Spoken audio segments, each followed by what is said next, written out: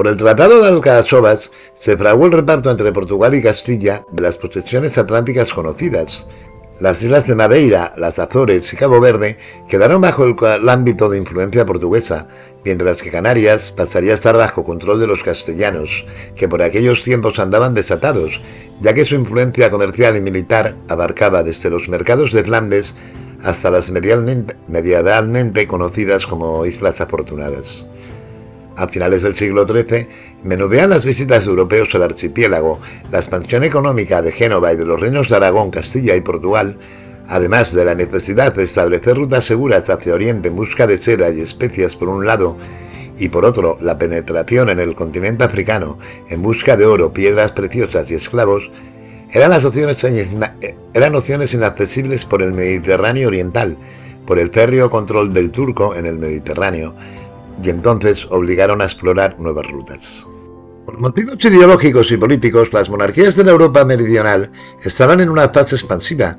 En los reinos de la península ibérica, la expansión territorial obedecía a la dinámica de lucha y reconquista frente al Islam.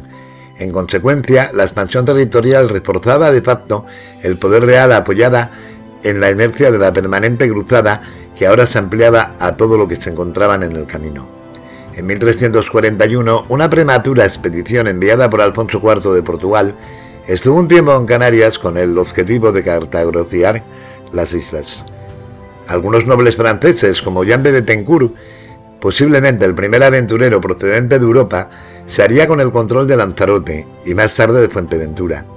Parece ser que lo que originalmente les impulsó a aterrizar por aquellos pagos sería la búsqueda del mítico líquen llamado horchilla, que se utilizaba para teñir los tejidos.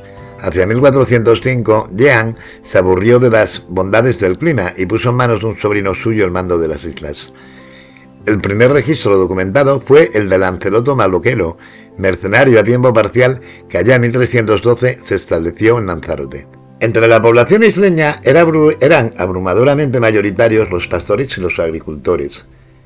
La mayoría de las incursiones tuvieron un carácter económico, basado especialmente en la captura de esclavos para ser vendidos en los mercados europeos, con casos excepcionales como el establecimiento de una comunidad franciscana en Telde entre 1350 y 1391, con la voluntariosa idea de convertir a los panteístas y animistas locales, que eran practicantes de ritos mágicos, a la religión oficial, o sea, a la religión cristiana.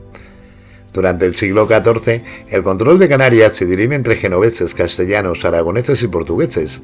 En el siglo siguiente, esta competencia quedó reducida a las dos potencias marítimas europeas por excelencia, Castilla y Portugal. Aragón, que también lo era, miraba más desde su balcón al Mediterráneo.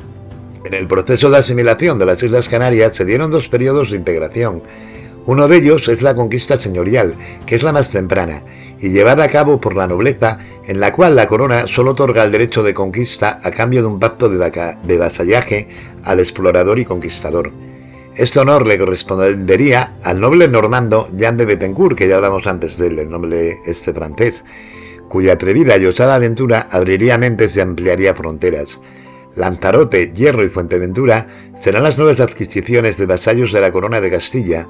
Por otro lado, el único reino europeo con capacidad para apuestas más allá de los límites, y quizás el único que se atrevía a desafiar el miedo referencial hacia la tierra incógnita y sus cataratas, proyectándose hacia el vacío absoluto.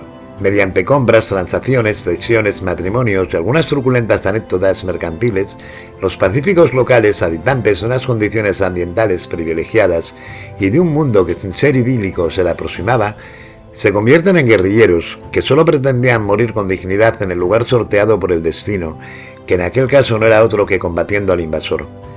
Ocurría todo esto cuando el último bastión de un antiguo paraíso, del cual quedan todavía hoy algunas preguntas sin resolver, estaba al borde de la extinción en la forma en que la historia ha acabado certificándolo.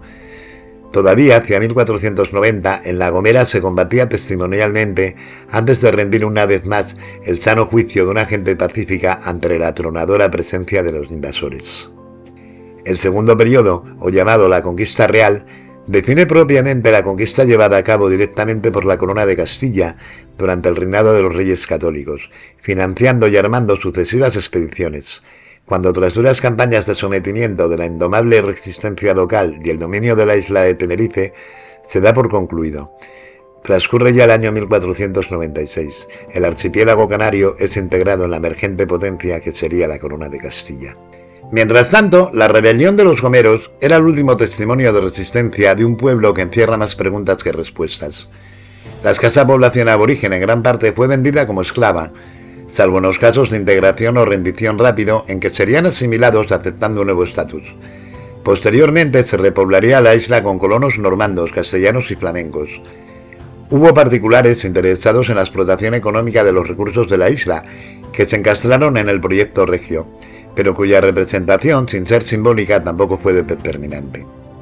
El caso de la isla de Gran Canaria, que por ejemplo estaba dividida en varios reinos, hacia 1481 uno de estos reyes locales fue trasladado a Castilla contra su voluntad y le sugirieron la conveniencia de firmar la Carta de Calatayud, documento por el cual se cedía la isla a Castilla. Eso sí, sin mucho entusiasmo por parte del firmante, que estaba algo desubicado. Este caudillo, llamado Tenesor, fue acogido a su vuelta con un silencio bastante preocupante. Algunos lo vieron como un hombre que había buscado la paz, otros, sin embargo, como un traidor.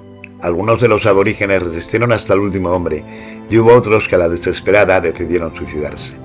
Tenerife era la más poblada de las islas que configuraban el archipiélago, y estaba dividida también en varios señoríos o mencellatos. Unos estaban a favor de la unión con los castellanos y otros no. El primer intento de la Corona de Castilla por anexionarse la isla acabó en una catástrofe. Sucedió en el lugar llamado Acentejo. Ocurrió en diciembre de 1495 y tras un largo periodo de escaramuzas guerrilleras y saqueos recíprocos, los castellanos volvieron a penetrar desde el norte de la isla. Varios miles de guanches aguardaban agazapados silenciosamente en un barranco cercano al actual municipio de La Victoria, próximo a donde se produjo la primera batalla. La victoria castellana en la segunda batalla de Acentejo facilitó el hundimiento de la resistencia. La batalla fue decisiva para la conquista de la isla de Tenerife, al tiempo que el colofón de la conquista de las Canarias. Algunos años más tarde, una voraz epidemia que causó muchas bajas entre los guanches remataría a la escasa población refugiada en cuevas y montes aledaños.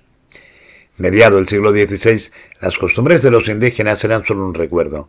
Canarias pasaría a ser a primera instancia territorio castellano, para con el tiempo formar parte de los reinos de España. El mestizaje fue casi obligado, ya que en las dos grandes islas la lucha fue a muerte con los castellanos, y los locales perderían a más de un 60% de su población en combate, con los casi 100 años de guerras que duró la campaña y la resistencia.